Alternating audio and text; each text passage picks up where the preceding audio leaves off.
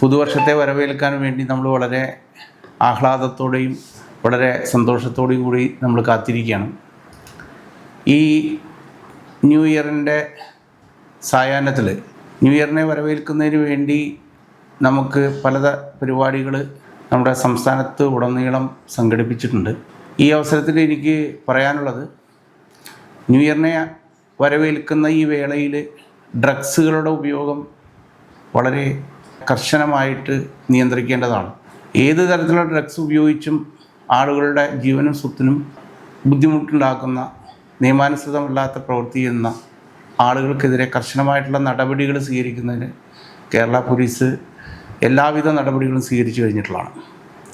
കൃത്യമായിട്ട് പോലീസിനെ നമ്മുടെ ടൗണുകളിലും അതുപോലെ തന്നെ ജനങ്ങൾ കൂടുന്ന സ്ഥലങ്ങളിലും വിന്യസിച്ചിട്ടുണ്ട്. കൃത്യമായിട്ടുള്ള പോലീസിൻ്റെ പെട്രോളിംഗ് ഉണ്ട്. നിയമലംഘന പ്രവൃത്തി ഒരു കാരണവശാലും അനുവദിക്കുന്നതല്ല.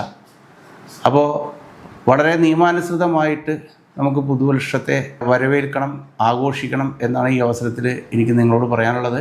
മറ്റുള്ളവർക്ക് അലോസരം ഉണ്ടാകാതെ, അവർക്ക് ബുദ്ധിമുട്ടുണ്ടാക്കാതെ, അവരുടെ അന്തസ്സ് ഹനിക്കാത്ത തരത്തിൽ നല്ല രീതിയിൽ ഈ പുതുവർഷം എല്ലാവരും ആഘോഷിക്കണം എന്നാണ് ഗുരുവായൂർ ACP എന്ന നിലയിൽ എനിക്ക് പറയാനുള്ളത്.